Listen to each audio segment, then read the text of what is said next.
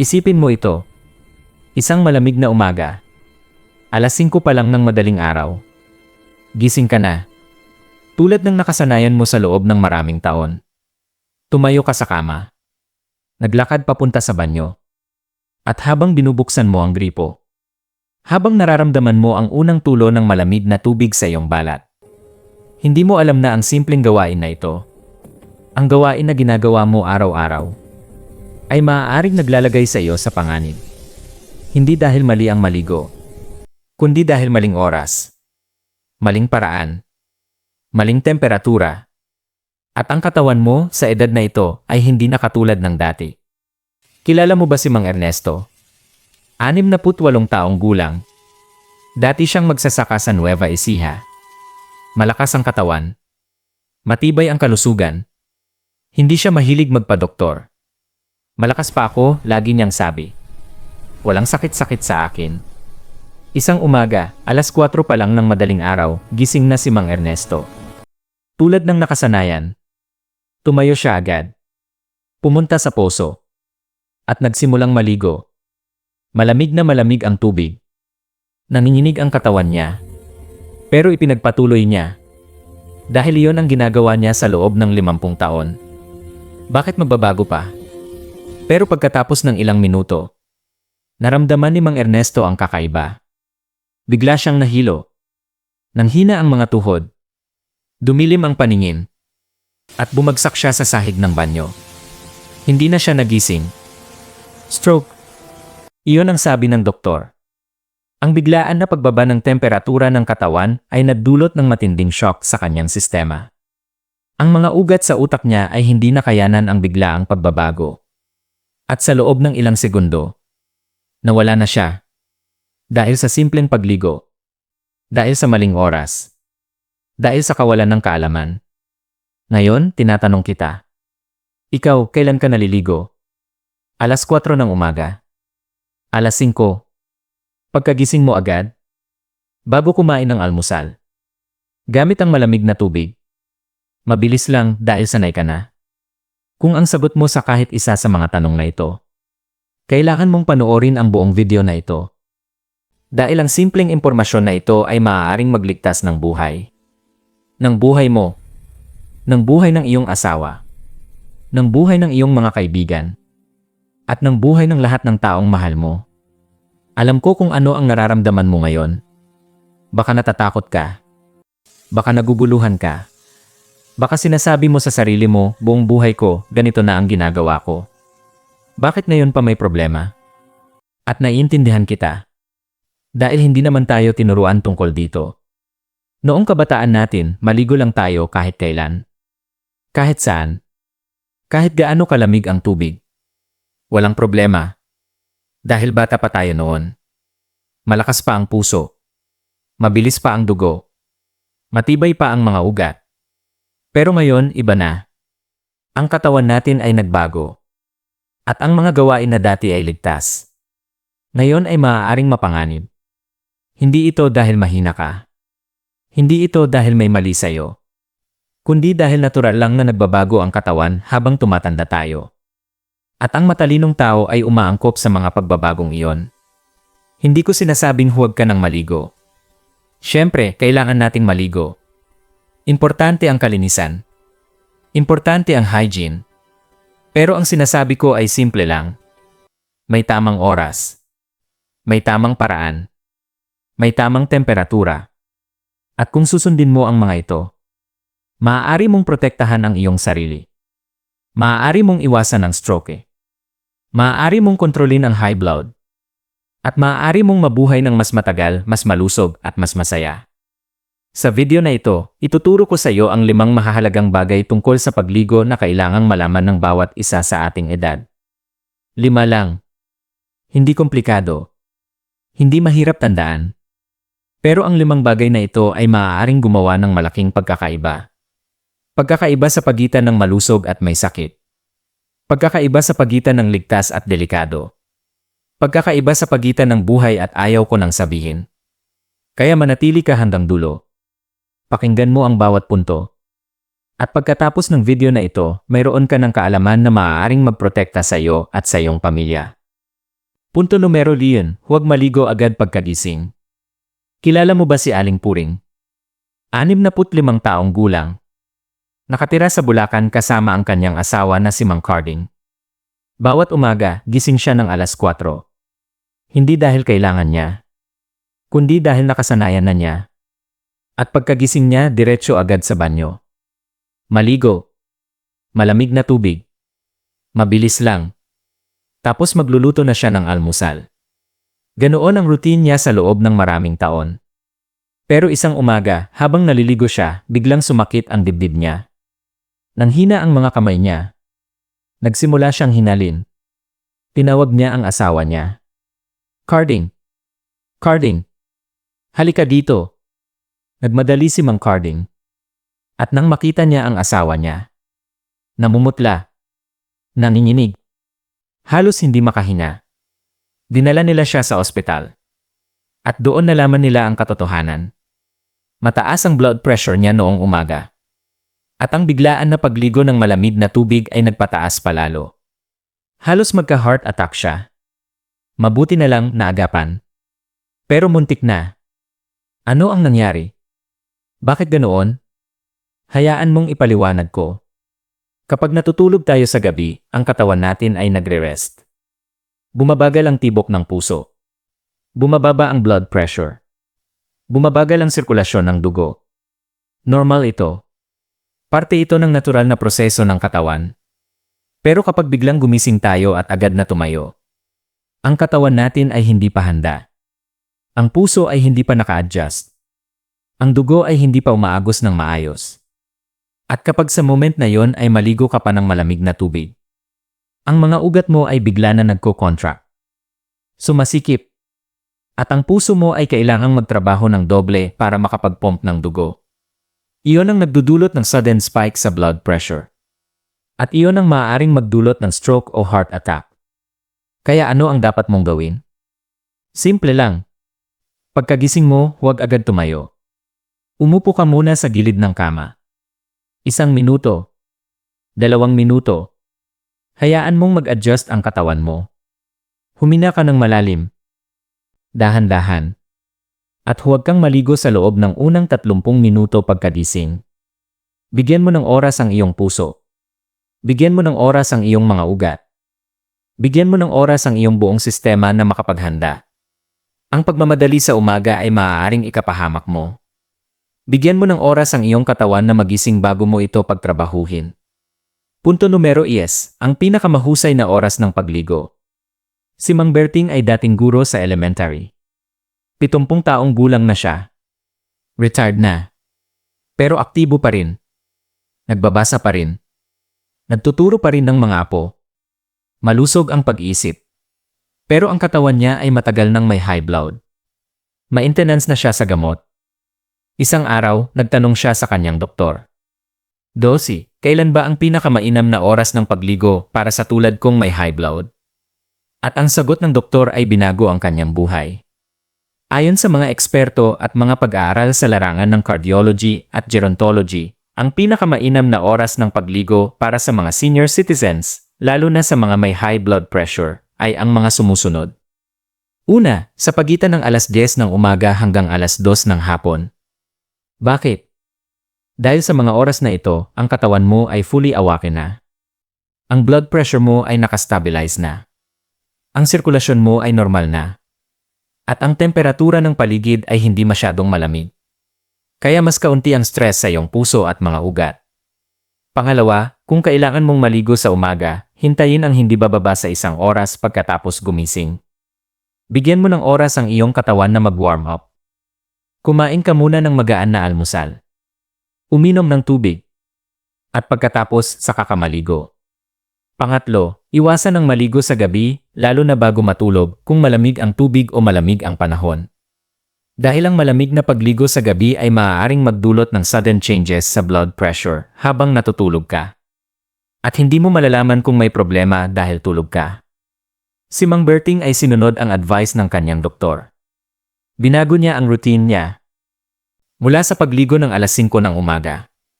Ngayon, naliligo na siya ng alas 10. At alam niyo ang resulta? Sa loob ng 6 na buwan, bumaba ang blood pressure niya. Mas stable, mas kontrolado, at mas mabuti ang pakiramdam niya. Hindi dahil sa bagong gamot, kundi dahil sa simpleng pagbabago ng oras ng pagligo. Ang tamang oras ay hindi lang tungkol sa schedule. Ito ay tungkol sa pagbibigay ng patas na pagkakataon sa iyong katawan na manatiling ligtas. Punto numero 3, temperatura ng tubig na ligtas para sa puso. Si Aling Tessie ay kilala sa kanilang barangay bilang isang masipag na babae. 66 na taong gulang. May-ari ng maliit na tindahan. Kahit mainit ang araw, kahit pagod na siya, nagtatrabaho pa rin siya. At dahil sa init, paborito niya ang malamig na tubig sa pagligo. Nakakapagtanggal ng pagod, sabi niya. Nakakapag-refresh. Pero isang araw, habang naliligo siya pagkatapos ng isang mainit na hapon, bigla siyang nanghina. Nagsimulang mamanhid ang kaliwang braso niya. Nanghina ang mga tuhod niya. At bumagsak siya sa sahig ng banyo. Dinala siya ng kanyang anak sa emergency room. At doon nalaman nila, nagkaroon siya ng mild stroke. Dahil sa biglaan na pagbabago ng temperatura. Ano ang nangyari sa katawan ni Aling Tessie? Kapag mainit ang katawan mo, bukas ang mga ugat. Expanded ang mga blood vessels. Umaagos ng mabilis ang dugo. Pero kapag biglaan mong binuhusan ang katawan mo ng malamig na tubig, bigla na nagsasara ang mga ugat. Nagko-contract. At ang dugo na umaagos ay biglang napipigilan. Iyon ang tinatawag na thermal shock. At para sa mga may high blood pressure o mahinang puso, ito ay maaaring nakamamatay. Kaya ano ang tamang temperatura ng tubig? Lukewarm o katamtamang init. Hindi masyadong mainit. Hindi masyadong malamig. Ang tubig na katamtaman ang temperatura ay hindi nagdudulot ng shock sa katawan. Hindi nagpapasikip ng mga ugat. Hindi nagpapataas ng blood pressure. Safe. Mahinahon sa katawan. Kung wala kang heater, simple lang ang paraan. Bago ka maligo, iwan mo muna ang tubig sa timba sa loob ng bahay. Hayaan mong mag-adjust sa room temperature. At iyon ang gamitin mo sa pagligo. Hindi na kailangang mainit-init. Basta hindi yelo lamig. Ang katawan mo ay hindi makina na pwedeng i-shock. Ito ay maselang sistema na kailangang tratuhin ng may respeto at pag-ingat. Punto numero 4, paraan ng pagligo na hindi nagpapataas ng blood pressure. Kilala mo ba si Mang Orly? 69 na taong gulang. Retired seaman. Matibay ang katawan noong kabataan niya. Pero ngayon, may maintenance na siya sa puso. Isang araw, habang naliligo siya, may natutunan siyang importanteng leksyon. Nag-shower si Mang Orly tulad ng dati. Binuksan niya ang gripo at diretsyo ang tubig sa ulo niya. Mula sa ulo, bumaba sa buong katawan. Normal. Walang problema. Pero pagkatapos ng ilang segundo, nagsimula siyang mahilo. Sumakit ang dibdib niya. Naupo siya sa sahig ng banyo. At hinintay niyang mawala ang pakiramdam. Mabuti na lang nawala. Pero natakot siya. Nagpunta siya sa doktor. At doon niya natutunan ang tamang paraan ng pagligo. Ayon sa mga eksperto, ang tamang paraan ng pagligo para sa mga senior citizens ay ang sumusunod. Una, huwag diretsyo sa ulo ang tubig. Bakit? Dahil ang ulo ang pinakasensitive na parte ng katawan pagdating sa temperatura. At kapag biglaan mong binuhusan ng tubig, ang mga ugat sa utak ay naapektuhan agad. Maaaring mag-constrict. Maaaring magdulot ng pagkahilo. O mas malala pa. Pangalawa, magsimula sa mga paa. Unti-unti. Hayaan mong ma-adjust ang katawan mo sa temperatura ng tubig. Pangatlo, umakyat sa mga binti, tapos sa mga kamay at braso. Dahan-dahan. Pang-apat, pagkatapos sa katawan, sa dibdib, sa likod. At sa pinakahuli na lang ang ulo at mukha. Ang paraan na ito ay tinatawag na gradual temperature adaptation. Binibigyan mo ng oras ang katawan mo na mag-adjust. Hindi ka nito nisishock. At nananatiling stable ang blood pressure mo. Mula noon, sinunod ni Mang Orly ang paraan na ito. At hindi na siya nakaranas ng pagkahilo habang naliligo. Hindi na siya nakaranas ng chest pain. Dahil natuto siyang respetuhin ang kanyang katawan. Natuto siyang dahan-dahan. Natuto siyang mag-ingat. Ang mabilis na pagligo ay hindi kahusayan. Ang maingat na pagligo ay karunungan. Punto numero 5, mga karagdagang pag-iingat bago at pagkatapos maligo. Si Aling Nora ay isa sa mga pinakamasipag na nanay sa kanilang lugar. 63 taong gulang. May 6 na anak. 15 apo. At kahit matanda na siya pa rin ang nagsisilbi sa lahat. Pero isang araw, habang papalabas siya ng banyo pagkatapos maligo, bigla siyang nahilo. Nadulas siya sa basa ng sahig. At nauntog ang ulo niya. Dinala siya sa ospital. At nalaman nila na malubha ang pagkakauntog. May internal bleeding sa utak. Kailangan niyang operahan. Nakaligtas siya. Pero matagal siyang nakarehab. At hindi na siya katulad ng dati. Ang nangyari kay Aling Nora ay hindi lang tungkol sa pagkahilo, kundi sa mga bagay na hindi niya ginawa bago at pagkatapos maligo. Hayaan mong ibahagi ko sa iyo ang mga importanteng pag-ingat. Bago maligo, uminom muna ng isang basong tubig. Ang dehydration ay isa sa mga sanhi ng pagkahilo at low blood pressure. Huwag maligo kung masyadong gutom o masyadong busog. Pareho itong nakakaapekto sa blood circulation. Siguraduhing maayos ang ilaw sa banyo. Maraming aksidente ang nangyayari dahil sa madilim na banyo. Kung may vertigo o history ng pagkahilo, gumamit ng upuan o bangkito habang naliligo. Pagkatapos maligo, huwag agad tumayo kung nakaupo ka. Dahan-dahan. Punasan muna ang sahig bago lumakad. Ang basa ng sahig ay isa sa mga pangunahing sanhi ng pagkadulas ng mga senior citizens. Huwag agad lumabas sa aircon o ventilador. Hayaan muna ang katawan mo na mag-adjust sa temperatura. Uminom ulit ng tubig. Dahil kahit hindi mo naramdaman, nawawalan ka ng fluid habang naliligo. Si Aling Nora, kung sinunod niya ang mga simpleng pag-iingat na ito, marahil hindi nangyari ang aksidente. Marahil nandoon pa rin siya sa piling ng kanyang pamilya, malusog at masaya. Pero ang nakaraan ay nakaraan na. Ang mahalaga ngayon ay ikaw. Ikaw ang may pagkakataon na matuto mula sa mga karanasan ng iba. Ikaw ang may pagkakataon na protektahan ang iyong sarili.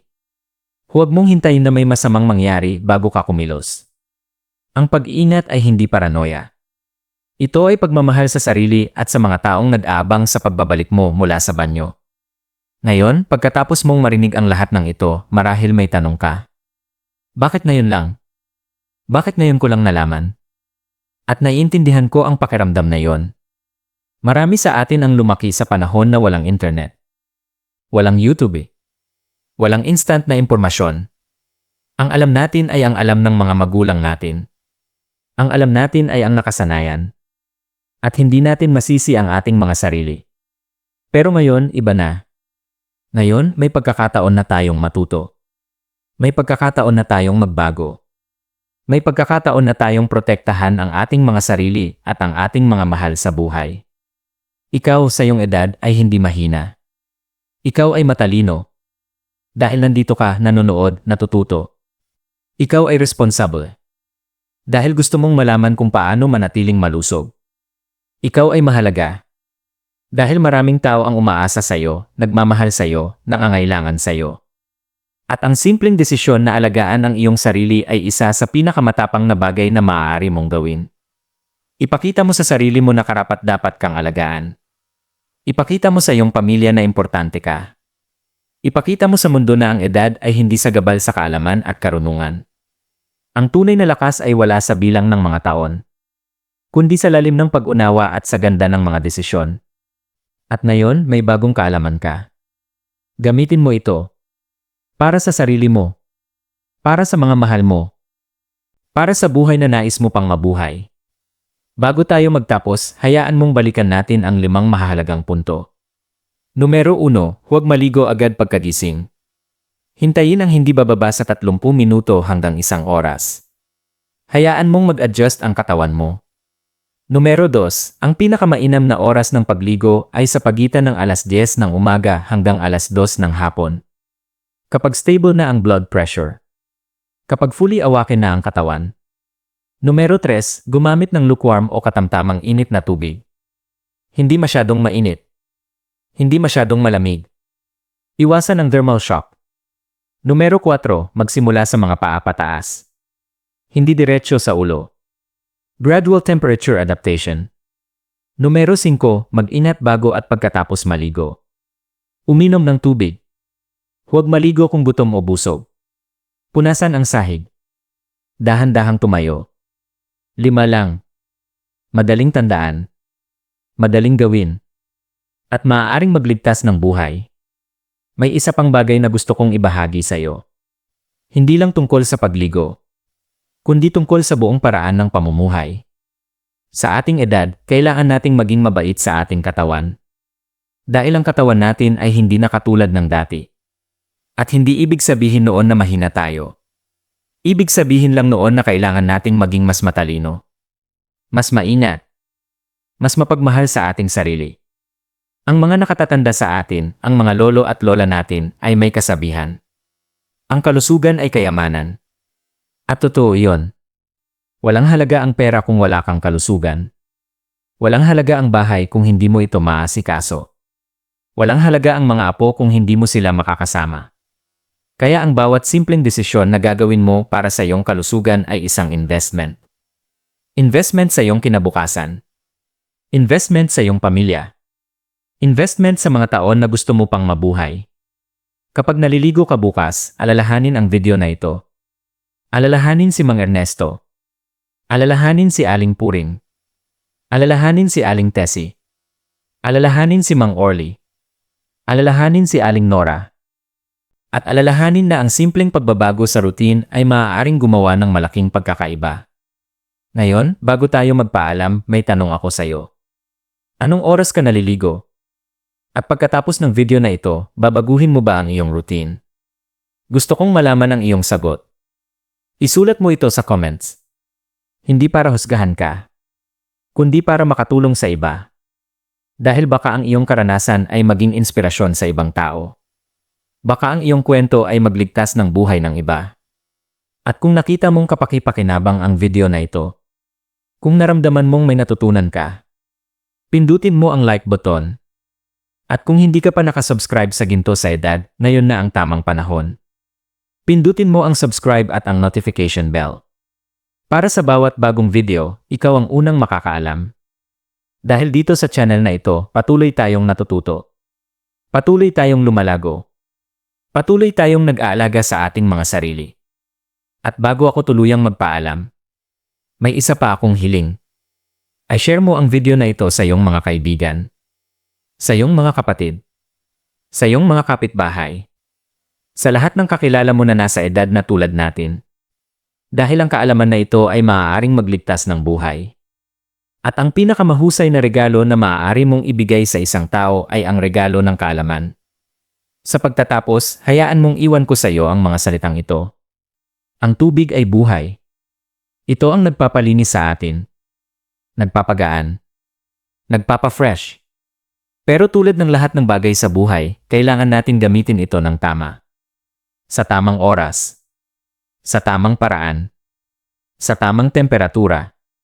At kapag ginawa natin ito, ang tubig ay hindi magiging kalaban, kundi kakampi. Kaibigan. Kasangga sa paglalakbay patungo sa mas mahabang buhay. Ikaw ay ginto. Hindi dahil perpekto ka, kundi dahil mahalaga ka. At sa iyong gintong edad, may kakayahan ka pang matuto, magbago at lumago. Kaya bukas, kapag pumasok ka sa banyo, alalahanin ang mga natutunan mo ngayon. Dahan-dahan. Maingat. Mapagmahal sa sarili. At hayaan mong ang simpleng gawain ng pagligo ay maging bahagi ng iyong paglalakbay patungo sa mas malusog, mas masaya at mas mahabang buhay. Hanggang sa muli, kaibigan. Ingatan mo ang iyong sarili. Dahil ang mundo ay mas maganda kapag kasama ka namin. At lagi mong tandaan, hindi ang tubig ang kalaban, kundi ang kawalan ng kaalaman. At ngayon, may kaalaman ka na. Gamitin mo ito. Mamuhay ng matagal.